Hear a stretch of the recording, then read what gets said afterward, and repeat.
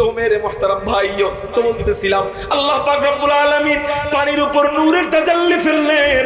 নূরের তাজাল্লি যখন ফেললেন তখন পানিগুলা দূর দূরান্ত থেকে আসে নূরের তাজাল্লিকে দেখার জন্য, নূরের তাজাল্লির স্পর্শ পাওয়ার জন্য, নূরের তাজাল্লিকে চুম্বন করার জন্য। যেই চুম্বন আল্লাহ বর্তমানে জান্নাতি পাথর দিয়া, নাম কি? হাজরে আসওয়াদ, ওই পাথর দিয়ে আল্লাহ কায়েম রাখছেন। ওই পাথরকে আমরা যাইয়া চুমা দেই, আল্লাহ পাকের সেই নূরের তাজাল্লিকে ওই পানির ঢেউগুলা এসে যখন চুম্বন করত, বাড়ি খাইতো।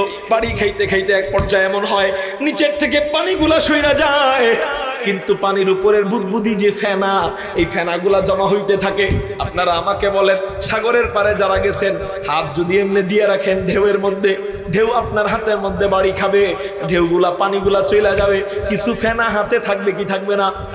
কিছু ফেনা হাতে থেকে যাবে। আল্লাহ পাকের নূরের তাজাল্লির সাথে যখন ধাক্কা খায়, কিছু ফেনা জমা যায়, পানিগুলা নিচ দিয়ে সইরা যায়, উপরে ফেনা থাইকা যায়। এই ফেনাগুলা জমতে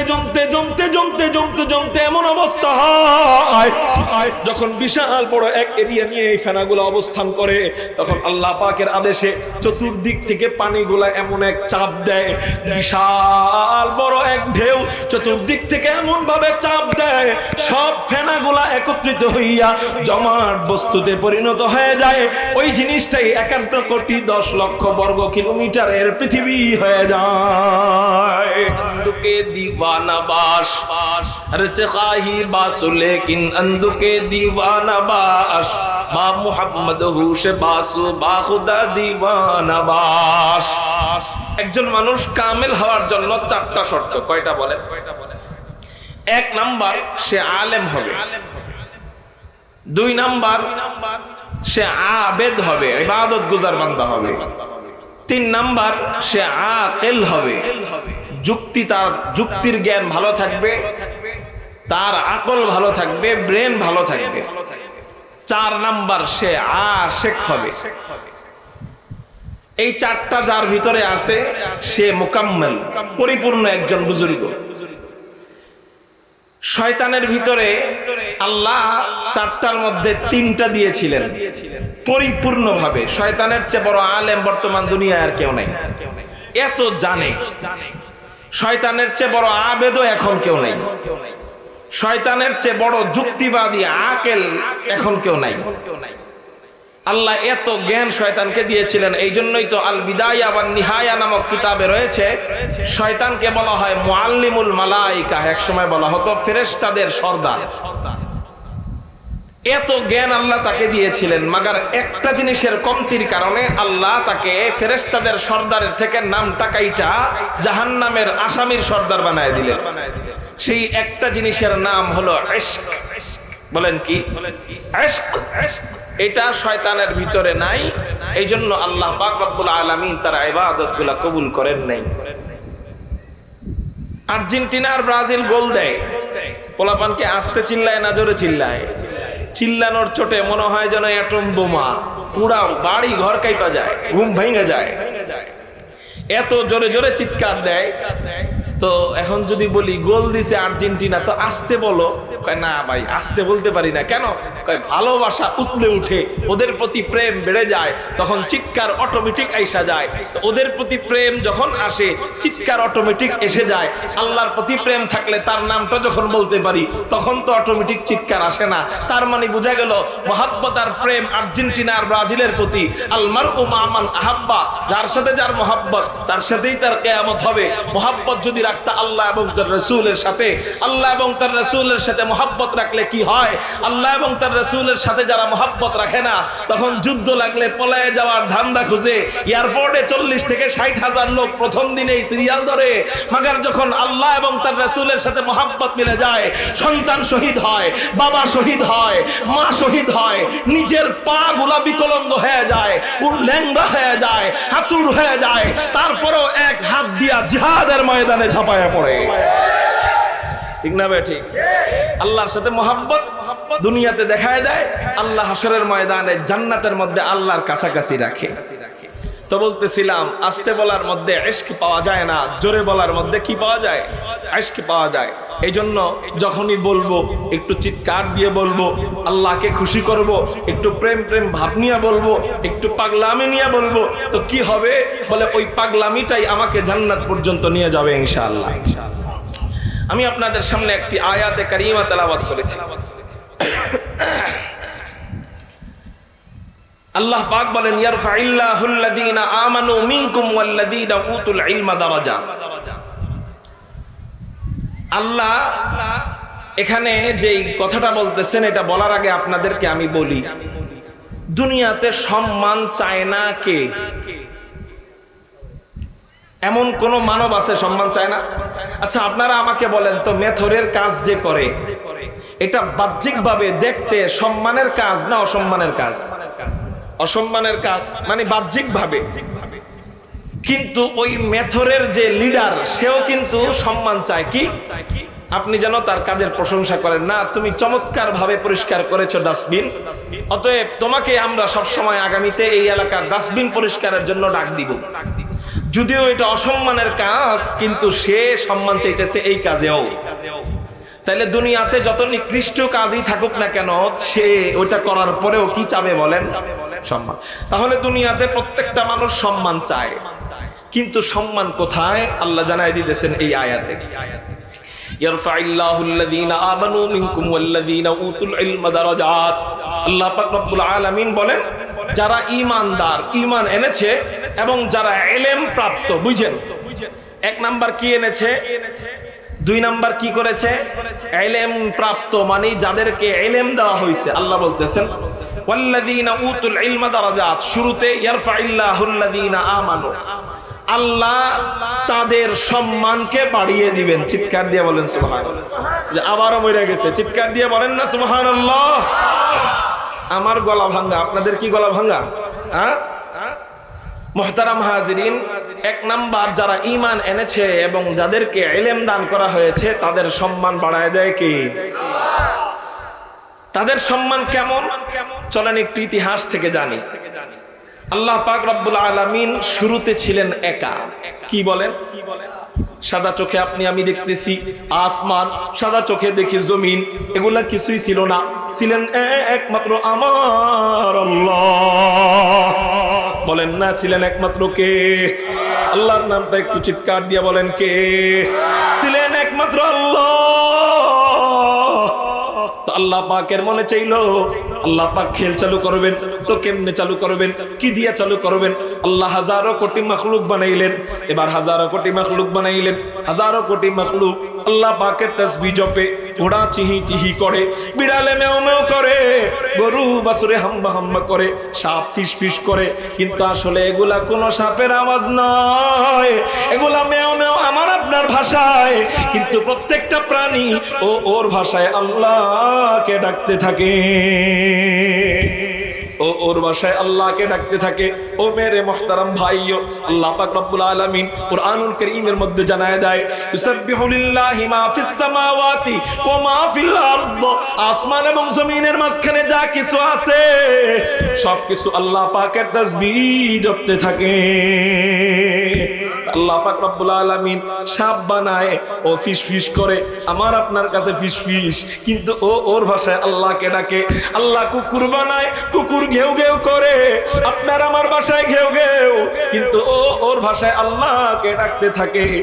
আল্লাহ গরু বানায়, গরু হাম্বা হাম্বা করে, আপনার আমার কাছে গরুর হাম্বা হাম্বা, কিন্তু ও ওর ভাষায় আল্লাহকে ডাকতে থাকে। আপনারা দেখেন মানুষ জাতির সম্মান আল্লাহ কেমনে বাড়ায় দেখেন। আল্লাহ পাক রব্বুল আলামিনের হঠাৎ করে মনে চাইলো এমন বান্দাদেরকে বানাবেন, ফেরেশতাদেরকে ডাক দিলেন, পরামর্শ মিটিং বসাইলেন ফেরেশতাদের কাছে। এবার আল্লাহ বললেন, ওয়া ইয ক্বালা রাব্বুকা লিল মালাইকাতি ইন্নী জাইলুন ফিল আরদি খলিফা। পরামর্শ সবার মধ্যে আল্লাহ ফেরেশতাদেরকে বললেন, এই ফেরেশতারা, আমি জমিনে এমন প্রতিনিধি বানাইতে চাই, তোমরা তো সব সময় আমার ইবাদত ইবাদত করো, আমার বন্দেগী করো, আমার তাসবিহ জপো, আমার হামদ বাড়ি তাআলা তেলাওয়াত করো, তো আমি এমন জাতি বানাইতে চাই যেই জাতিরা আমার ইবাদত বন্দেগী করবে, আবার কখনো কখনো শয়তানের ধোঁকায় পড়ে গুনাহ করে বসবে, আবারও আমি মাওলার কথা মনে পড়বে, মনে পড়তে দেরি হবে, এই মাওলার কাছে তওবা করতে দেরি করবে না, সিজদায় পড়ে কান্না আরম্ভ করবে, হাত উঠাইয়ে কান্না আরম্ভ করবে, তাহাজ্জুদ নামাজের পরে কান্না আরম্ভ করবে, আমি মাওলা আমার রহমতের চাদর দিয়া ওই বান্দাকে জড়াইয়ে নিব। আল্লাহ পাক রব্বুল আলামিন আপনাকে আমাকে বানানোর সময় পরামর্শের মিটিং বসাইলেন। আপনারা আমাকে বলেন না আল্লাহর কি পরামর্শের কোনো দরকার আছে নাকি? পরামর্শ কে করে? যিনি সিদ্ধান্তহীনতায় ভোগেন তার জন্য পরামর্শের দরকার, কিন্তু আল্লাহ কোনো পরামর্শের দরকার নাই। আল্লাহ আরশ বানাইছেন, কোনো পরামর্শ করেন নাই। আল্লাহ জমিন বানাইছেন, কোনো পরামর্শ করেন নাই। আল্লাহ আসমান বানাইছেন, কোনো পরামর্শ করেন নাই। আল্লাহ পাহাড় বানাইছেন, কোনো পরামর্শ করেন নাই। আল্লাহ নদী বানাইছেন, কোনো পরামর্শ করেন নাই। কোটি কোটি কোটি কোটি তারকা বানাইছেন, কোনো পরামর্শ আল্লাহ করেন নাই। লৌহ কলম বানাইছেন, পরামর্শ করেন নাই। কিন্তু এই মানুষদেরকে বানাইতে যাইয়া আল্লাহ পরামর্শ কেন করলেন? কেন করলেন? ও মানুষ, তুমি নিজেকে নিজে চিনলা না। নিজেকে যদি নিজে চিনতা তাহলে এই দামি দেহকে জাহান্নামে নিক্ষেপ করতা না, এই দামি দেহকে জাহান্নামের আগুনের দিকে ধাক্কায় দিতা না। নিজেকে নিজে চিনলে সে তো আল্লাহ ওয়ালা হয়ে যায়। আজকের আলোচনার মাধ্যমে যেন আল্লাহ আমাদের নিজেদেরকে নিজের চিনার তৌফিক দান করেন, বলি আমিন। এবার আল্লাহ পাক রব্বুল আলামিন ফেরেশতাদেরকে বললেন, এই ফেরেশতারা, বলতেছিলাম পরামর্শের মিটিং আল্লাহ কেন বসাইলেন? আসমান বানাইলেন তো পরামর্শ করলেন না, জমিন বানাইলেন তো পরামর্শ করলেন না, কিন্তু আমাকে আপনাকে বানাইতে যাইয়া আল্লাহ পরামর্শ করছেন এই জন্য যে ও মানুষ, তোদের দাম সমস্ত মাখলুকদের কাছে আমি বাড়ানোর জন্য, তোদের শান মান মাকাম মর্যাদা আজমত ইজ্জত আমি আল্লাহ বাড়ানোর জন্য আমার নিজামের বিপরীত কাজ পরামর্শ, এই পরামর্শের রাগ দিয়েছি একমাত্র তোদের দাম বাড়ানোর জন্য। এবার আল্লাহ পাক রব্বুল আলামিন আপনার আমার দাম বাড়ানোর জন্য পরামর্শের ব্যবস্থা করেন। শুধু তাই না, শুধু তাই না, আপনাকে আমাকে বানানোর আগে আল্লাহ 7 আসমান বানান, 7 জমিন বানান, পাহাড় বানান, পর্বত বানান। কেন বানান? বলে বানানোর কারণ হলো, মা দেখবেন সন্তান এখনো ভূমিষ্ঠ হয় নাই, পেটের ভিতরে এখনো আছে। আল্লাহু আকবার। মা ছোট ছোট কাপড়গুলা জমানো আরম্ভ করে, ছোট ছোট কাপড়গুলা একত্রিত কইরা ওগুলা দিয়া ছোট ছোট কাঁথা বানায়, ওগুলা দিয়া ছোট ছোট বালিশ বানায়, ওগুলা দিয়া বিভিন্ন আইটেমের জিনিস বানায়। কেন? জিজ্ঞাসা করা হয় এই বালিশ কার জন্য বানাইছেন? এত ছোট বালিশ এটা কার জন্য বানাইছেন? এত ছোট কাঁথা এটা কার জন্য বানাইছেন? ছোট্ট একটা মশারি কেনা হয়, এই ছোট্ট মশারি কার জন্য বানাইছেন? যার জন্য বানাইছেন সে তো এখনো দুনিয়ায় আসে নাই। বানাইলেন কেন? বলে বানাইছে এই জন্য। মা মুস্কি হাসে আর জবাব দেয়, আমার কুটুম দুনিয়ায় আসে নাই তো কি হয়েছে? আমার কুটুম যখন দুনিয়ায় আসবে 1 সেকেন্ডের জন্য যেন আমার কুটুমের কোনো কষ্ট না হয়, এই জন্য আমি মা আগে আমার কুটুমের জন্য সব ব্যবস্থা করে রাখলাম। আরো আস্তে কোন সুবহানাল্লাহ। বুঝলাম না, নারায়ণগঞ্জ কাশীপুরের মানুষ তো এত মরা হইলে চলবে না, এখানের মানুষ তো আরো জিন্দা হওয়ার কথা। বারবার কেন বলাইতে হয়? একটু চিৎকার দিয়ে বলেন সুবহানাল্লাহ। এই সাউন্ড আপনাদের থেকে পাবো তো ইনশাআল্লাহ। মেরে মোহতারাম ভাইও তো বলতেছিলাম, আল্লাহ আগেই বানান আসমান, আগেই বানান জমিন, আগেই বানান নদী নালা, আগেই বানান পাহাড় পর্বত, চন্দ্র সূর্য তারকারাজি। কেন বানান? আল্লাহ বলেন, আল্লাহ বুঝাইতে চায় এগুলা বানাইছি কি জন্য জানোস নি? এগুলা আমি এই জন্য বানাইলাম, আমি পরবর্তীতে আরেকজন প্রধান অতিথির আবির্ভাব ঘটাবো, পরবর্তীতে আমার এক আদরের মাখলুকের আবির্ভাব ঘটাবো। আমার আদরের মাখলুকের যেন কোনো চুল পরিমাণও প্রবলেম না হয়, সমস্যা না হয়, এই জন্য আমি আল্লাহ বহুত আগেই সব বানাইয়া জায়গায় জায়গায় সেটিং কইরা রাইখা দিছি। মেরে মোহতারাম ভাইও, এবার আল্লাহ মানুষের দাম কেমনে বাড়ায়? 1 নাম্বার দাম আল্লাহ বাড়াইলেন যে আমাদেরকে বানানোর আগেই আল্লাহ কোটি কোটি মাখলুক বানাইলেন। বলেন আমাদের গোলামির জন্য। কার গোলামির জন্য? আমাদের খেদমতের জন্য আল্লাহর কি পিঁপড়ার কোনো দরকার আছে নাকি বলেন? আল্লাহর কি কুকুরের কোনো প্রয়োজন আছে নাকি বলেন? আল্লাহর কি ফেরেশতার কোনো প্রয়োজন আছে নাকি বলেন?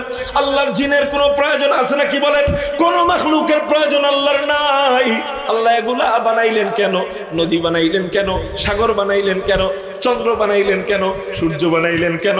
বলে ইবাদত করবি তোরা আমি আল্লাহর, আর খেদমত করবি তোরা আমার প্রতিনিধি মানুষের। আরো আস্তে কোন সুবহানাল্লাহ। ওয়াজ শেষ করে দিই। বুঝলাম না আপনাকে গলা থেকে সুবহানাল্লাহ বের হয় না কেন ভাই? একটু বুঝে এখন তো। আপনাদের গলা ভাঙা? হ্যাঁ, আমি গলা ভাঙা নিয়া জানটারে মাইরা ওয়াজ করতেছি, কষ্ট করে ওয়াজ করতেছি। আপনারা যদি একটু সুবহানাল্লাহ করতে কিপটামি করেন তাহলে আমারও তো কিপটামি করা দরকার। তাহলে জায়গা নাটাও একটু জোরে বলে না। মেরে মুহতারাম ভাইও তো বলতেছিলাম, এবার আল্লাহ পাক রব্বুল আলামিন ফেরেশতাদেরকে দেখেন আমাদের দাম বাড়াইলেন কেমনে? আমাদেরকে বানানোর আগেই আল্লাহ সব বানাইলেন। শুধু তাই না, শুধু তাই না, বলে ফেরেশতাদের সাথে পরামর্শ করলেন এটাও আমাদের দাম বাড়ানোর জন্য। শুধু তাই না, শুধু তাই না, এবার আল্লাহ পাক রব্বুল আলামিন আমাদেরকে বানানোর ক্ষেত্রে ফেরেশতাদেরকে যে প্রস্তাব দিলেন, এই প্রস্তাবে এমন একটা শব্দ চয়ন করলেন যেই শব্দের উপরে আল্লাহ তার বান্দার ক্ষেত্রে এর উপরে কোনো শব্দ হইতে পারে না। মেরে মুহতারাম ভাইও, আমাকে আপনাকে বানানোর জন্য আল্লাহ এমন একটা দামি শব্দ ব্যবহার করলেন, ওই শব্দের নাম হলো খলিফা। চিৎকার দিয়ে বলেন কি? খলিফা। খলিফা, খলিফা বর্তমানে টাইটেল খলিফা। অমুক সাহেবের নাম লেখে, তারপরে খলিফা লেখে।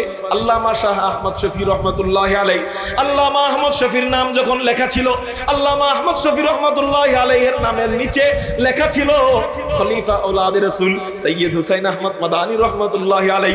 আওলাদে রাসূল সৈয়দ হুসাইন আহমদ মাদানীর নাম যখন লেখা থাকে তখন তার নামের নিচে টাইটেল থাকে খলিফা শেখুল হিন্দ মাহমুদ হাসান দেওবন্দি রহমতুল্লাহ আলাই।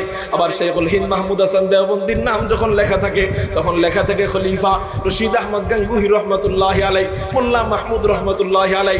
এরকম করে করে এক একজন খলিফা দিয়ে টাইটেল বানায়। ওই টাইটেল সর্বপ্রথম আল্লাহ আমাদেরকে দিবেন যে আমার খলিফা, আমার প্রতিনিধি মানুষদেরকে আমি বানাবো। ও মেরে মুহতারাম ভাইও, আল্লাহ আমাদের দাম বাড়ায় আল্লাহর খলিফা বইলা। আর বর্তমানে কিছু নাস্তিকরা আমাদের দাম বাড়ায় আমাদেরকে বান্দরের সন্তান বইলা। বর্তমানে কিছু নাস্তিকরা আমাদের দাম বাড়ায় আমাদেরকে বান্দরের সন্তান বইলা। আর আল্লাহ আমাদেরকে দাম বাড়ায় বলে তোরা তোদের সৃষ্টিকর্তার খলিফা। চিৎকার দিয়ে বলেন সুবহানাল্লাহ।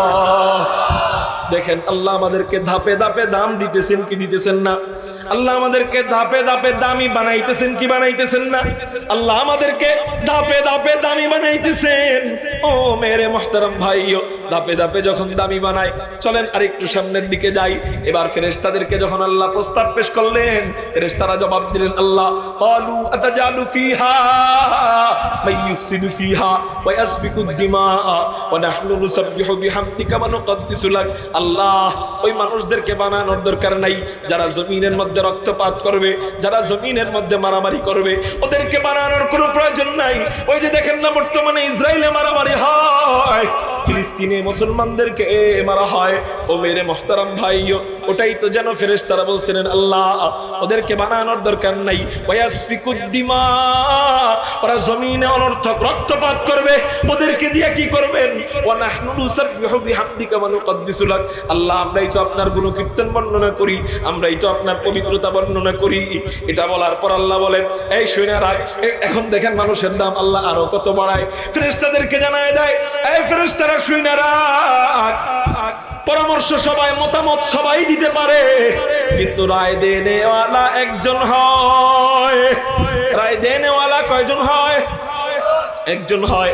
পরামর্শ তোমরা দিছো, রায় দেনেওয়ালা আমি আল্লাহ। এবার আল্লাহ পাক রব্বুল আলামিন তার বান্দাদের, তার প্রিয় মাখলুকদের পক্ষে রায় দেয়। আল্লাহ বলেন শুনে রাখ, আলু আলা ইন্নী আ'লামু মা লা তা'লামুন। আমি আল্লাহ যেটা জানি এটা তোরা জানোস না। আমি মানুষ জাতিকে বানাবোই বানাবো। চিৎকার দিয়ে বলেন সুবহানাল্লাহ। এবার ফেরেশতারা বলেন আল্লাহ আপনি মানুষদেরকে বানাবেন, আমাদের তো কোনো কিছুই বলার নাই, আপনি যেখানে বানাবেন সেখানে আমরা কি বলবো।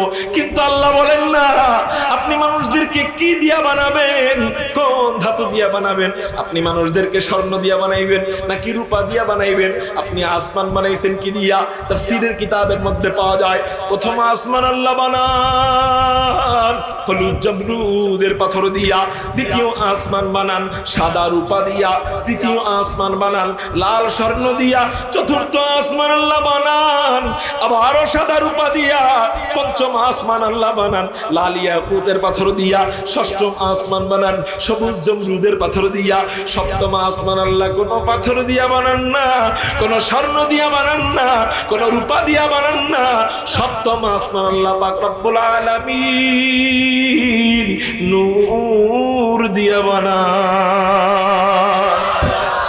আল্লাহ পাক রব্বুল আলামিনকে ফেরেশতারা বলেন আল্লাহ আপনি এক এক জিনিস দিয়ে বানাইছেন, আল্লাহ মানুষদেরকে কি দিয়ে বানাইবেন, জান্নাত বানাইছেন একটা দিয়া, জাহান্নাম বানাইছেন আরেকটা দিয়া। জান্নাত কি দিয়া বানায়? হযরত আবু হুরায়রা নবীজিকে জিজ্ঞাসা করেন, তিরমিজি শরীফের হাদিস, হযরত আবু হুরায়রা নবীজিকে জিজ্ঞাসা করেন ইয়া রাসূলুল্লাহ ইয়া হাবিবাল্লাহ আমরা যেই জান্নাতে যাব এই জান্নাতটা আল্লাহ কি দিয়া বানায়? নবীজি বলেন ও আবু হুরায়রা শোনো, আমরা যেই জান্নাতে যাব এই জান্নাতটা আল্লাহ কি দিয়া বানায়? জান্নাতের দেওয়াল আল্লাহ কি দিয়া বানায়? বলে লাবিনাতুম মিন ফিদ্দাহ, আল্লাহ জান্নাতের কোন ইট জান্নাতের রূপা দিয়া বানান, ওয়া লাবিনাতুম মিন যাহাব, আল্লাহ জান্নাতের কোন ইট জান্নাতি স্বর্ণ দিয়া বানান। জান্নাতের ইটের মশলা কি দিয়া বানায়? দুনিয়াতে ইটের মশলা বানানো হয় সিমেন্টের বালু দেয়, এরপর সাধারণ বালু দেয়, এরপর পানি দেয়, এই তিনটা একত্রিত কইরা দুনিয়াতে ইটের মশলা বানানো হয়। কিন্তু জান্নাতের ইটের মশলা আল্লাহ বানান কি দিয়া? বলে জান্নাতি আতর মিশকু আম্বর দিয়া আল্লাহ পাক রব্বুল আলামিন জান্নাতের ইটের মশলা তৈরি করে।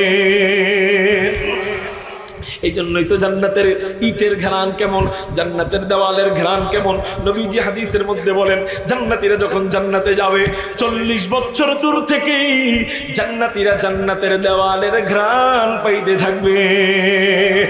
40 বছর দূর থেকেই জান্নাতীরা জান্নাতের ঘ্রাণ পাইতে থাকবে। ও মেরে মুহতারাম ভাইও, তো ফেরেশতারা বলেন আল্লাহ আপনি এক এক জিনিস এক এক ধাতু দিয়া বানাইছেন, আপনি বলেন না আপনি আপনার আদরের মাখলুক মানুষদেরকে কি দিয়া বানাইবেন?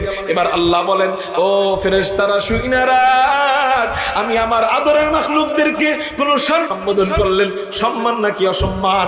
আমাদের খেদমতের জন্য কোটি কোটি মাখলুক বানাইলেন, সম্মান না অসম্মান? এখন মাটি দিয়ে বানাইলেন, হুজুর এটা কেমনে সম্মান হইল? স্বর্ণ দিয়া বানাইলে না সম্মান বুঝলাম, নূর দিয়া বানাইলে সম্মান হইতো, মাটি আবার কেমনে সম্মান হয়? সব চলেন আপনাদেরকে ছোট্ট একটা ইতিহাস শোনাই। আল্লাহ পাকের আরশে আজিম সর্বপ্রথম কোথায় ছিল কে বলতে পারবেন? আল্লাহ পাকের আরশ কয়টা বাজে? আল্লাহ পাকের আরশ সর্বপ্রথম কোথায় ছিল বলেন? আল আরশু আলাল মা, পানির উপর আল্লাহ পাকের আরশ ছিল। এখন না আল্লাহ অন্য জায়গায় নিয়ে গেছেন, আগে কোথায় ছিল বলেন? যখন আমি ছিলাম না, যখন আপনি ছিলেন না, যখন পুরা দুনিয়ার কেউ ছিল না, তখন আল্লাহ তার আরশকে নিয়ে কোন জায়গায় আরশকে রাখছিলেন বলেন? পানির উপর রেখেছিলেন। তা আল্লাহ পাক রব্বুল আলামিন আরশকে যখন পানির উপর থেকে নিয়ে গেলেন, পানি কান্না আরম্ভ করে দেয়। আপনারা আমার বলেন পানির জীবন আছে নাকি নাই? পানির জবান আছে নাকি নাই? জবান না থাকলে কি ও তাসবিহ জপতে পারে নাকি? আল্লাহ তো কোরআনে জানায় দিছে ইউসাববিহু লিল্লাহি মা ফিস সামাওয়াতি ওয়া মা ফিল আরদ, আসমান জমিনের মাঝখানে যা কিছুই আছে সব আল্লাহ পাকের তাসবিহ জপে। তো পানিরও জীবন আছে, ও আল্লাহ পাকের তাসবিহ জপে। আল্লাহ পাক রব্বুল আলামিন যখন সিদ্ধান্ত নিলেন এখান থেকে দূরে সরায়া ওই আরশে আজিমকে নিয়ে যাবেন, পানি কান্না আরম্ভ করে দেয়। পানি আল্লাহর কাছে হাউমাউ করে যখন কান্দে, আল্লাহ পাক পানিকে সান্ত্বনা দেয়, এই পানি শুইনা রাখ, আমি দূরে সরে গেলাম তো কি হয়েছে? আমার আরশে আজিম দূরে নিয়ে গেলাম তো কি হয়েছে?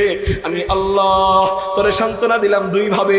এক নাম্বার সান্ত্বনা শুইনা রাখ, আমি আল্লাহ আমার খলিফা যে বানাবো, আমার আদরের মাখলুকদেরকে যে বানাবো, ও পানি তোদেরকেও তো আমি বানাইছি ওই মাখলুকের খেদমতের জন্য। ওই মাখলুকটাকে যে আমি বানাবো, শুইনা রাখ, আমি দূরে চলে যাওয়ার জন্য তুই কান্দিস না। ওই আমার আদরের মাখলুককে আমি আল্লাহ তোর উপরেই বানাবো। চিৎকার দিয়ে বলেন সুবহানাল্লাহ। এক নাম্বার সান্ত্বনা দেয়। দুই নাম্বার সান্ত্বনা দেয় যে শুইনা রাখ পানি, শুইনা রাখ, আমি আল্লাহ দূরে সরে গেলাম তো কি হয়েছে? আমার আরশে আজিমকে দূরে নিয়ে গেলাম তো কি হয়েছে?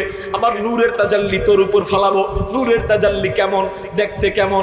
আপনারা আমাকে বলেন, বাতাস দেখতে কেমন? কেউ বলতে পারবেন নাকি? বাতাসের আকৃতি কি বলা যায় না। তা আল্লাহ পাকের নূরের তাজাল্লি কেমন এটা আল্লাহই ভালো জানে। বাতাস যেন যেমন অনুভব করা যায়, আল্লাহর নূরের তাজাল্লি নূরের কাছে গেলে অনুভব করা যায়।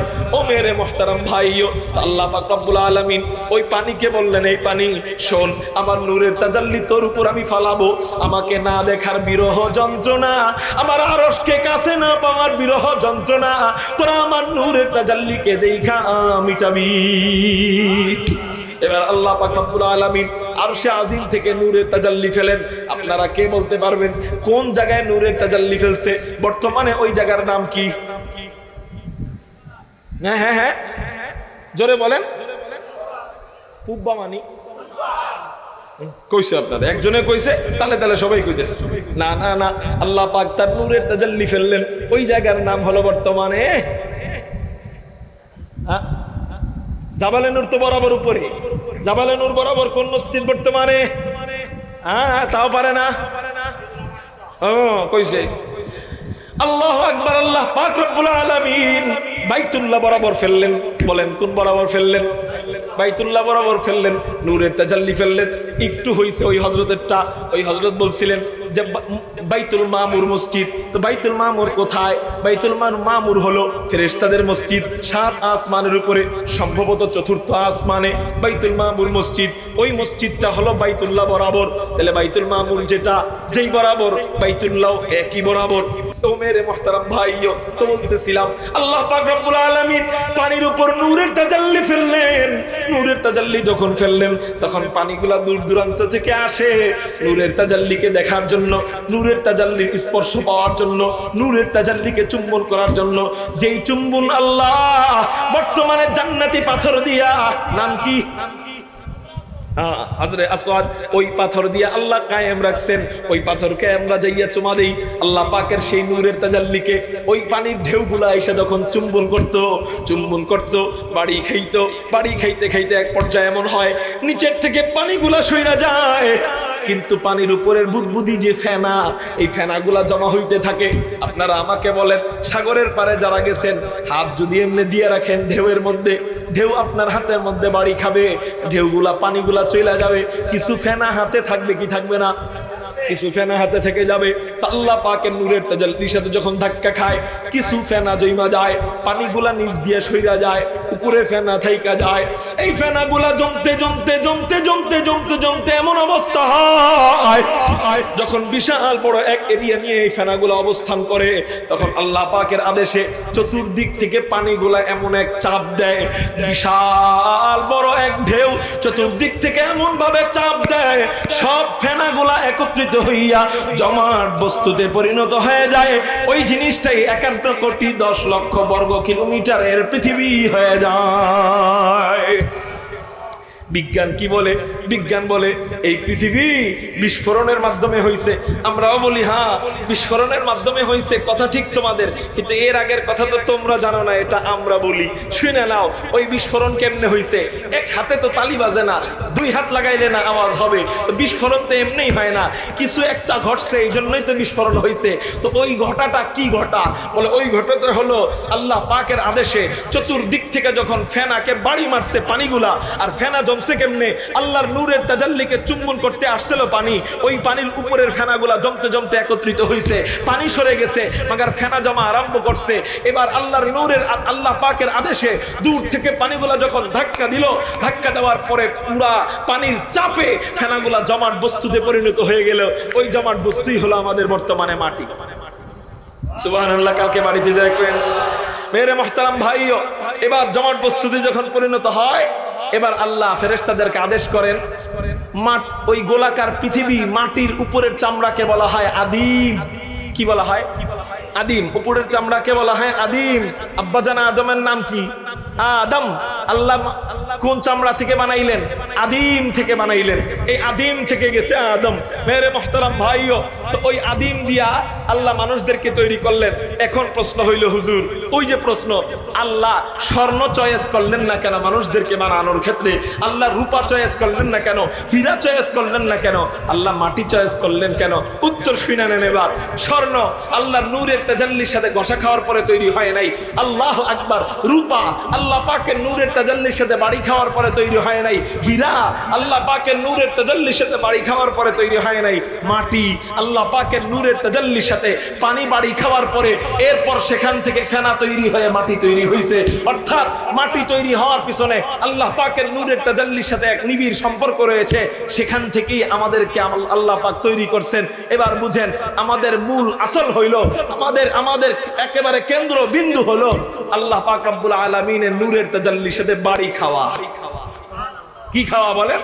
বাড়ি খাওয়া। ওখান থেকেই আল্লাহ আমাদেরকে আস্তে আস্তে তৈরি করছেন। তাহলে মাটি চয়েস কেন করলেন? বলে মাটি এই জন্য চয়েস করলেন যে এটার তৈরি হয়েছে আল্লাহ নূরের তাজাল্লির সাথে ধাক্কা খাওয়ার পরে। চিল্লায় বলেন সুবহানাল্লাহ। এখন এত দামি একটা মাটি, মাটির দাম আগে দিতামই না।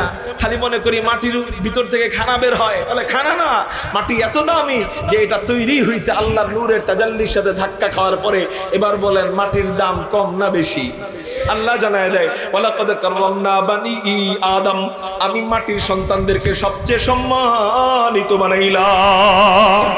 ও মেরে মুহতারাম ভাইও, এবার মানুষদেরকে আরেক ধাপের সম্মান দিলেন, মাটি দিয়া বানাইয়া আল্লাহ আমাদের সম্মান বাড়াইয়া দিলেন। এখন আসেন, ফেরেশতারা আল্লাহকে আবার বলতেছেন, ও মাওলা কারীম, আপনি সব কিছু বানাইলেন কোন দিয়া? সাত আসমান বানাইছেন কোন দিয়া?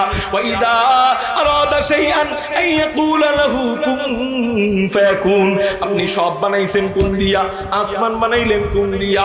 জমিন বানাইলেন কোন দিয়া? পাহাড় বানাইলেন কোন দিয়া? পর্বত বানাইলেন কোন দিয়া? সব কিছু বানাইলেন আল্লাহ, আপনি কোন দিয়া? কিন্তু আপনার আদরের মাখলুকদেরকে আপনি কি দিয়ে বানাবেন? আল্লাহ বলেন, ও ফেরেশতারা শুইনা রাখ, আমার আদরের মাখলুকদেরকে আমি আল্লাহ কোন দিয়া বানাবো না, আমার প্রেম আর ভালোবাসা দিয়া, আমার কুদরতি হাত দিয়া আদর কইরা কইরা আমার আদরের মাখলুকদেরকে বানাবো। আলহামদুলিমান কদ্দারা খাইরাও ওয়া খাবালা, আলহামদুলিমান কদ্দারা খাইরাও ওয়া খাবালা। আল্লাহু আকবার বলেন, আল্লাহু আকবার। মেরে মুহতারাম ভাইও, এবার আল্লাহ পাক রব্বুল আলামিন নাকটারে ধইরা আদর কইরা, কপালটারে ধইরা আদর কইরা, চোখটারে ধইরা আদর কইরা, কানটারে ধইরা আদর কইরা, আল্লাহ ঠোঁটটারে ধইরা আদর কইরা, সুন্দর কইরা লেপা লেপা বানাইয়া আল্লাহ ঘোষণা দিলেন, লাকাদ খালাকনাল ইনসান ফি আহসানি তাকওয়িম। চিৎকার দিয়ে বলেন সুবহানাল্লাহ। ধাপে ধাপে মানুষের সম্মান বাড়াইলো কি বাড়াইল না? আল্লাহ মানুষদেরকে বানাইলেন, শুধু বানায় ক্ষান্ত হন নাই, আল্লাহ ঘোষণা দিলেন, এই মানুষদেরকে আমি সবচেয়ে সুন্দর করে বানাইলাম। আল্লাহ পাক রব্বুল আলামিন আমাকে আপনাকে সবচেয়ে সুন্দর করে বানাইলেন। এই পর্যন্ত ধাপে ধাপে সম্মান পাইতেছেন কিনা? এখন দেখেন সামনে আরো কত সম্মান। আল্লাহ পাক রব্বুল আলামিন আব্বাজান আদমকে সর্বোচ্চ পর্যায়ের সম্মান যেটা, সেটা কিছুক্ষণের জন্য দিয়ে দিবেন। এবার আপনারা আমাকে বলেন, সর্বোচ্চ পর্যায়ের সম্মান বুঝানোর পদ্ধতি কোনটা? ইতিপূর্বে সম্মান বুঝাইছে না ধাপে ধাপে, এখন দিবে সর্বোচ্চ পর্যায়ের সম্মান। সর্বোচ্চ পর্যায়ের সম্মান বুঝানোর পদ্ধতি, তরিকা, কাইফিয়ত, সিস্টেম কোনটা? সেজদা। বলেন বলেন, সেজদা। সর্বোচ্চ পর্যায়ের দামি, সর্বোচ্চ পর্যায়ের সম্মান বুঝানোর পদ্ধতি সেজদা। এর চেয়ে উপরের র‍্যাঙ্কের কোন পদ্ধতি আল্লাহ রাখেন নাই, ঠিক না ভাই? ঠিক। এর চেয়ে উপরের লেভেলের কোন পদ্ধতি নাই। আল্লাহ আব্বাজান আদমকে বলতেছেন, আদম, তোমাকে আমি আল্লাহ কিছুক্ষণের জন্য সম্মান দিতে দিতে দিতে দিতে দিতে দিতে লাস্টে এমন সম্মানই বানায় দিব যে কিছুক্ষণের জন্য সেজদা পাওয়ার যোগ্য আমি আল্লাহ তোমাকে দিয়ে দিব। সেজদা পাওয়ার অধিকারী আমি আল্লাহ কিছুক্ষণের জন্য তোমাকে বানায় দিব। কিন্তু আদম, এখন কিন্তু তুমি যোগ্য নয়। তাহলে যোগ্য কেমনে? এখন তুমি আলেম নও, এখন তুমি মাত্র মানুষ হিসাবে তৈরি হইলা।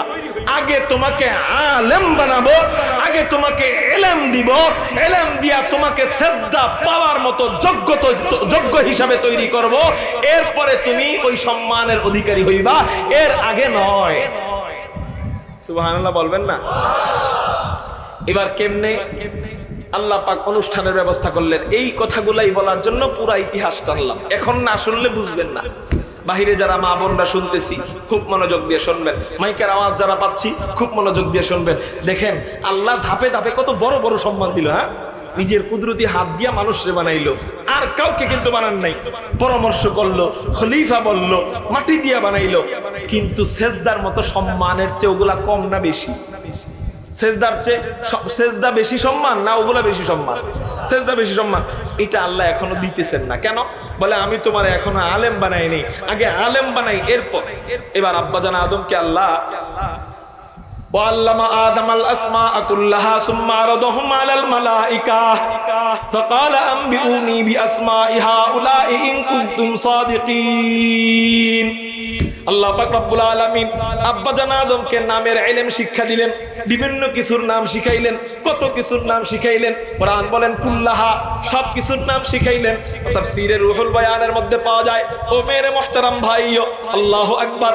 আব্বাজান আদমকে আল্লাহ পৃথিবীর শুরু থেকে নিয়ে শেষ পর্যন্ত যত মাখলুক আছে, বর্তমানে আছে, বিগত সময় ছিল, সামনে যা আসবে, সমস্ত মাখলুকের নাম, সমস্ত মাখলুকের নাম, ওই মাখলুকের বৈশিষ্ট্য, ওই নামের বৈশিষ্ট্য, ওই নামের গুণাগুণ, ওই নাম কেন রাখা হয়, কার জন্য ওই নাম খাটবে, কোন এলাকায় ওই নাম খাটবে, কোন লোকের ভাষা ওই নাম, আল্লাহ পাক রব্বুল আলামিন এরকম সব কিছুর নাম শিখালেন। শুধু তাই না, তাফসীরে রুহুল বয়ানের মধ্যে পাওয়া যায় আল্লাহ পাক রব্বুল আলামিন আব্বাজান আদমকে কমপক্ষে 7 লক্ষ ভাষার হাফেজ বানায়া দিলেন। আল্লাহ পাক ইলম দান করলেন। এবার ইলম দান কইরা ফেরেশতাদেরকে আল্লাহ ডাক দিলেন, এই ফেরেশতারা, তোমরা না বলছিলা আদমকে বানানোর দরকার নাই, মানুষদেরকে বানানোর কোনো প্রয়োজন নাই। এবার আমি আল্লাহ মানুষদেরকে বানাইলাম। এখন তোমরা যদি তোমাদের দাবিকে সঠিক মনে করো, তাহলে ওদের সাথে লাগো, দেখো পারো কিনা। এবার টকশো হয়, টকশো অনুষ্ঠান হয়, বহস হয়, মুনাজারা হয়। মুনাজারার মধ্যে এক পক্ষে 1000 কোটি ফেরেশতা, আরেক পক্ষে একজন আব্বাজান আদম। এবার ফেরেশতাদের কে বলে ফাকালা আম্বিউনি বিআসমাইহা উলাই ইন কুনতুম সাদিকিন, ওই সমস্ত বিষয়ের নামগুলো তোমরা বলা আরম্ভ করো। একজন ফেরেশতা সামনে আসে, নাম বলতে বলতে বলতে বলতে তার কাছে নাম শেষ হয়ে যায়। আরেকজন সামনে আসে, তার কাছেও নাম শেষ হয়ে যায়। আরেকজন সামনে আসে, তার কাছেও নাম শেষ হয়ে যায়। এরকম করতে করতে করতে করতে কোটি কোটি কোটি কোটি কোটি কোটি ফেরেশতা সামনে আসে, নাম বলা আরম্ভ করে।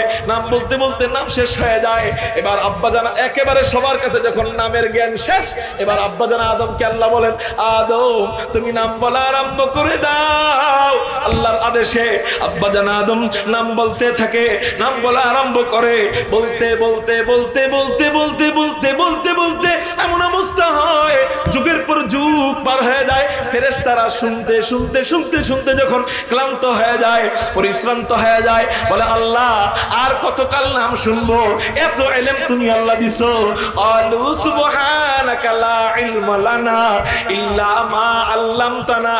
আল্লাহ আমরা আসলে মনে করছিলাম উত্তম বেশি, আমরা মনে করছিলাম আমরাই বড় জ্ঞানী, কিন্তু এখন দেখলাম না আল্লাহ, আমরা তার চেয়ে খুব কম জানি। তুমি আমাদেরকে যতটুকু জানাইছো অতটুকুই জানি, এর বেশি কিছুই জানি না। এইটা বলে সাথে সাথে আল্লাহ পাকের কুদরতি কদমে ফেরেশতারা সিজদায় পড়ে যায়। সিজদায় যখন পড়ে, আল্লাহ পাক রব্বুল আলামিন ফেরেশতাদেরকে বললেন, এই ফেরেশতারা শুনে রাখ, এই ফেরেশতারা শুনে রাখ, এই মুহূর্তে সিজদা আমাকে না হয়, আমি আল্লাহ কিছুক্ষণের জন্য আদমকে সিজদার অধিকারী বানায়া দিলাম। এবার আদম আলেম, এবার তোমরা তোমরা আদমকে, আলেম আদমকে, এতক্ষণ পর্যন্ত আদমকে বিভিন্ন পর্যায়ে সম্মান দিছি, মাগার সেজদার অধিকারী বানাই নাই, কারণ সে তার যোগ্য ছিল না।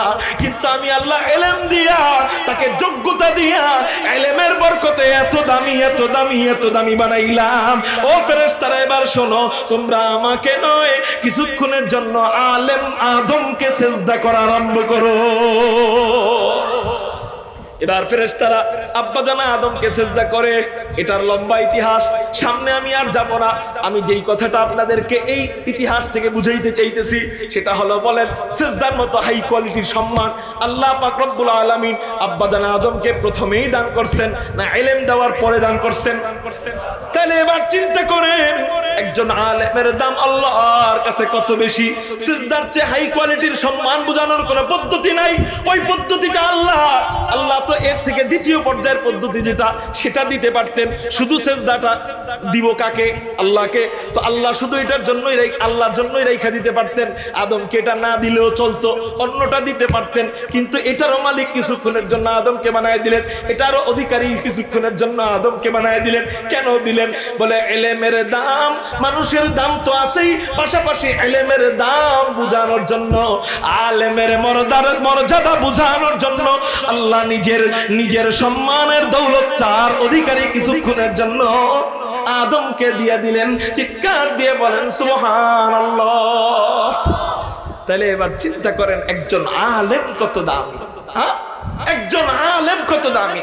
আর আমাদের সমাজে, আমাদের চোখে সবচেয়ে নিকৃষ্ট হলো আলেম। হুজুর না, আমরা এলাকায় আলেমকে সম্মান করি। সম্মান যে কত করেন ওটা বেতন দেখলেই বোঝা যায়। বেতন কত? 7,000, 10,000, সর্বোচ্চ গেলে 11 থেকে 12,000।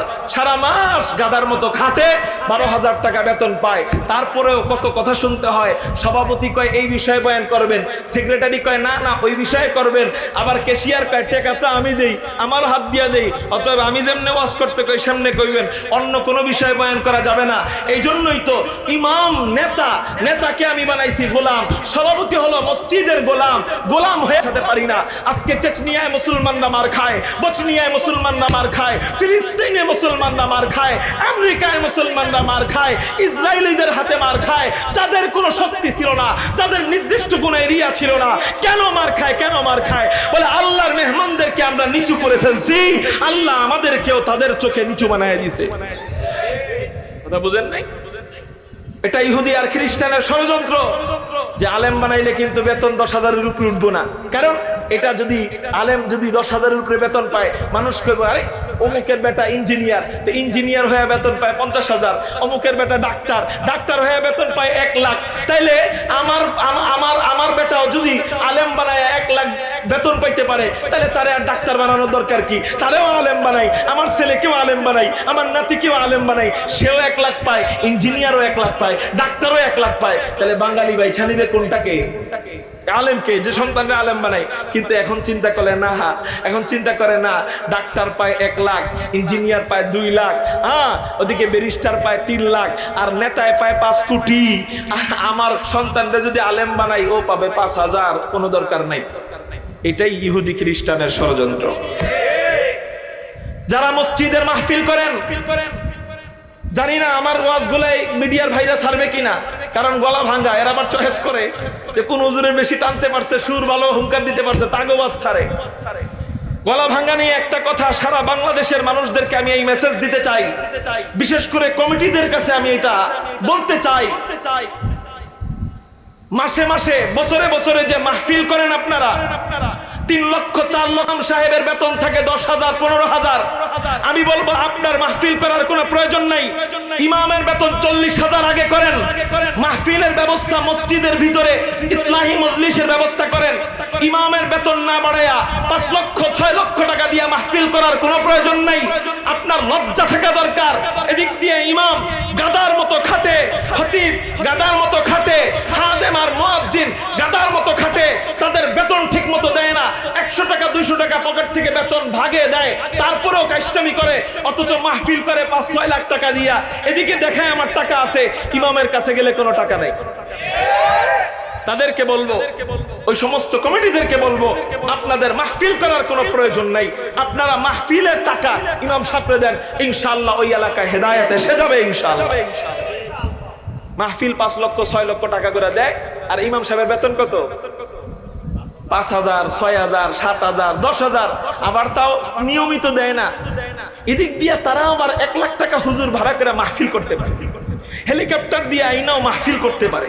হ্যাঁ, হুজুর আনবেন, অসুবিধা নাই, হুজুরের সময় না থাকলে হেলিকপ্টারে আসবে, সেটা আমি খারাপ বলতেছি না, কিন্তু আমি ওই কমিটির হেডমটা দেখতে চাই। তার হেডম নাই ইমাম তারে ঠিক মতো খাওয়ানোর, এই দিক দিয়ে হেডম আছে বিশাল বড় মাহফিল কইরা ইন্তজাম করা এবং খানার আয়োজন করা, এই দিক দিয়ে টাকা আসে কই থেকে? বলে হুজুর ইমামরে দিলে তো আর মানুষ দেখবে না, এদিকে মাহফিলে দিলে তো মানুষ দেখবে যে অমুক চৌধুরী সাহেব এই মাহফিলের প্যান্ডেলের আয়োজন করছে, এই মাহফিলের তেরপালের ব্যবস্থা করছে, এই মাহফিলের বক্তার ব্যবস্থা অমুক সভাপতি সাহেব করছে। তো এই নাম কামানোর জন্য মাহফিল করে, আর ইমামরে দেয় বেতন কম, কারণ ওখানে বেতন বেশি দিলে তো আর নাম নাই। এই জন্যই আজকে সমাজের এই মুসলমানেরা ধ্বংসের পথে যাচ্ছে, এবং এই জন্যই এই সমস্ত মাহফিলে আর কোনো এখন হেদায়েত হয়। এই জন্য ইমামের বেতন আগে বাড়াইতে হবে, খতিবদের বেতন আগে বাড়াইতে হবে। আমার সন্তান যদি খতিবের বেতন 50,000 থাকে, ইমামের বেতন 50,000 থাকে, তাহলে আপনিও চাবেন আপনার সন্তান আলেম হোক, আমিও চাবো আমার সন্তান আলেম হোক, ঠিক না বেঠে? এই জন্য ইমামের বেতন যদি বাড়াইতে না পারি, এই ধরনের মাহফিলের কোনো প্রয়োজন নাই। আর যদি ইমামের বেতন বাড়াইতে পারি, তাহলে আমি 10টা কেন 20টা কেন প্রতি মাসে মাসে যদি মাহফিল দেই, কোনো সমস্যা নাই। আমার কথাটা বুঝতে পারছেন? আমার কথাটা বুঝাইতে পারলাম? এটা এই জন্য বললাম, আপনারা কমিটিরা মিলে বসবেন যে ইমাম সাহেব আমাদের জন্য এত কষ্ট করে, তাকে সে হলো এলাকার নেতা, অথচ তার বেতন এলাকার সবার চেয়ে কম থাকবে কেন? সভাপতি হলো মসজিদের গোলাম, সে কেন ইমামের সাথে নেতাগিরি করবে? এটাই কিয়ামতের আলামত, এটাই কিয়ামতের আলামত। নেতাকে বসাবে গোলামের জায়গায়, গোলামকে বসাবে নেতার জায়গায়, এটাই কিয়ামতের আলামত। এখন সভাপতি ইমামের সামনে নেতা, আর ইমাম হলো সভাপতির সামনে কি? আমরা যতদিন পর্যন্ত এই সমস্যা এলাকা থেকে দূর না করব, ততদিন পর্যন্ত আল্লাহর রহমত আমাদের এলাকায় নাজিল হবে না। আমি যত বড়ই ইঞ্জিনিয়ার, ডাক্তার, ডক্টর, ব্যারিস্টার হই না কেন, যত বড়ই সভাপতি হই না কেন, আমি ইমামের কাছে গেলে যেন ছাত্র হয়ে যাই, এই সিস্টেম চালু করতে হবে। পারবো তো ইনশাআল্লাহ? সাউন্ড কই গেল? মুহতারাম হাজিরিন, তো বলতেছিলাম আলেমের সম্মান দিতেছেন কে? জোরে বলেন, আলেমের সম্মান দিতেছেন কে? আল্লাহ। কেমন সম্মান? বলে কিছুক্ষণের জন্য সেজদার অধিকারী আমি আদমকে বানায় দিলাম, এলেম দেওয়ার আগে না পরে। এখন হুজুর এটা তো আদমকে দিছেন, আমাদেরকে কি দিছেন? বলে এবার শোনেন, আমি যদি আমার সন্তানকে আলেম বানাই, আমার সন্তানকে হাফেজ বানাই, আল্লাহ পাক রব্বুল আলামিন আব্বা জান আদমকে তো সম্মান দিবেন সেজদার মাধ্যমে, কিন্তু এখন তো আর সেজদার বিধান আল্লাহর ছাড়া অন্য কাউকে দেওয়া জায়েজ নাই। জায়েজ আছে নি বলেন? ডাইরেক্ট হারাম হয়ে যাবে, সে কুফরি করে ফেলবে, শিরিক করে ফেলবে, গুনাহ হয়ে যাবে, মুরতাদ হয়ে যাবে। কিন্তু তাহলে কি করতে হবে? সেজদার মতো সম্মান নাই তো কি হইছে? এমন একটা সম্মান দান করলেন যেই সম্মানটা জায়েজ পদ্ধতিতে এর চেয়ে উপরের র‍্যাঙ্কের কোনো সম্মান নাই। কি বললাম বলেন? সেজদা আল্লাহ ছাড়া আর কাউরে দেওয়া জায়েজ আছে নি? তাহলে আল্লাহ ছাড়া অন্য কাউকে দেওয়া সেজদা হারাম, কিন্তু এমন একটা জিনিস দিয়ে দিলেন যেই জিনিসটা দেওয়া জায়েজ। সেই জিনিসটা কি? বলে আল্লাহ ফেরেশতাদেরকে বললেন, ও ফেরেশতারা, আদমকে তো ইলমের কারণে সেজদা করতে বলছিলাম, কিন্তু এখন শুনে নাও, এখন শুনে নাও, এখন আমার উম্মতেরা, আমার শেষ নবীর উম্মতেরা, ওরা আলেম হবে, আলেম ইলম শিখতে যাবে, কোরআন শিখতে যাবে, হাদিস শিখতে যাবে, আলিফ শিখতে যাবে, বা শিখতে যাবে, তা শিখতে যাবে, ওরাও তো আলেম হবে, ওরাও তো ইলম শিখবে। ওদেরকে কি আমি আল্লাহ সেজদা করতে বলবো কিনা?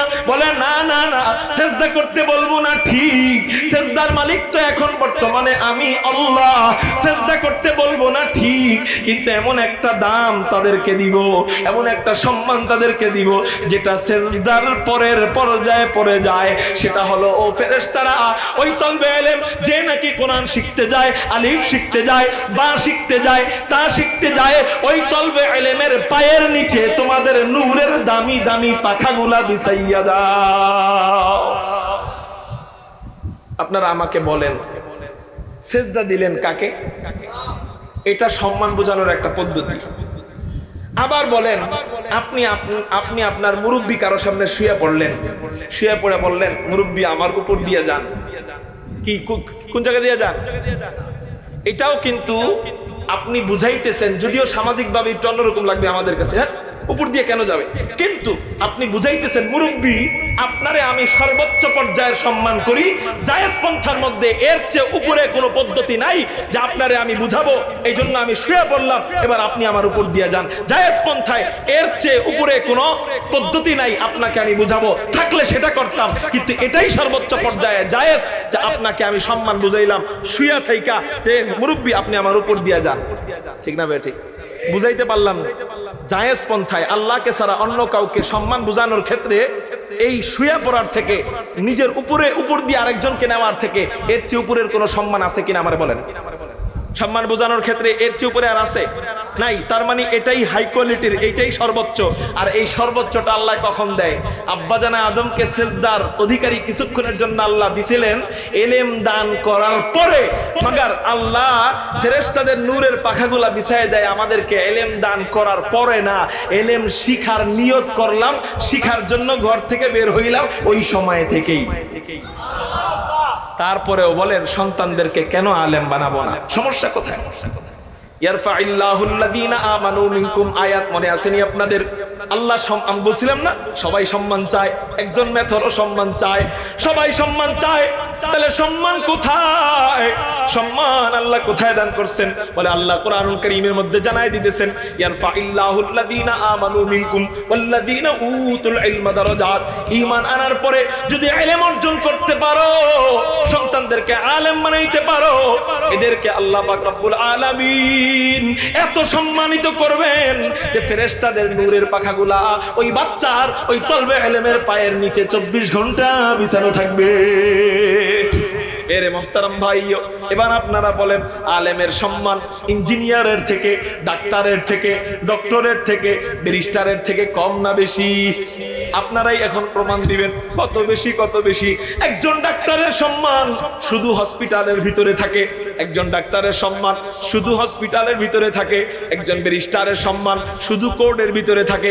ডাক্তার হসপিটাল থেকে বের হইছে, রিকশাওয়ালাকে বলতেছে ভাই আমি এই হসপিটালের ডাক্তার, তুমি আমার থেকে 5 টাকা কম রাখো।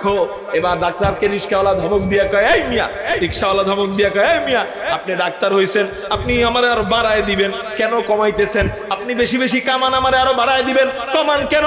কিন্তু আমি হুজুর মানুষ, আমি যদি কোনো রিকশাওয়ালাকে বলি ও ভাই আমার কাছে 5টা টাকা ভাঙতি নাই, এই 5টা টাকা পরে দিবনি, ওই ব্যক্তি উত্তর দেয় হুজুর আপনার কাছে টাকা না থাকলে দেওয়ারই দরকার নাই। এই সম্মান দান করেন কে? কিসের বদৌলতে বলেন? ইলমের বদৌলতে। আপনাদের থেকে আরেকটা প্রমাণ আমি নেই কার সম্মান বেশি, ইঞ্জিনিয়ারের না আলেমের। এই প্রমাণটা আপনাদের থেকে আমি নেই। আপনারা আমাকে বলেন 10 বছর আগে একজন ইঞ্জিনিয়ার আপনার বাড়ির নকশা করে গেছে, 10 বছর পরে আপনার কাছে যায় বলতেছে ভাই আপনার বাড়ির নকশা আমি করছিলাম, কেমন হয়েছে? আপনি বললেন হ্যাঁ ইঞ্জিনিয়ার সাহেব বড় বিউটিফুল হয়েছে, বড় চমৎকার হয়েছে। এবার ইঞ্জিনিয়ার সাহেব আপনাকে বলল আমি তোমার বাড়ি করে দিছিলাম, তোমার অনেক উপকার হয়েছে, এবার তুমি আমাকে একটু উপকার করো। কি উপকার? আমি বড় বিপদে পড়ছি, 10 দিন তোমার বাড়িতে আমাকে থাকতে দাও, আর 3 বেলা খাইতে দাও, মাত্র 10 দিন। খুশি মনে আপনারা কারা কারা ইঞ্জিনিয়াররে থাকতে দিবেন? খুশি মনে হাত ওঠান।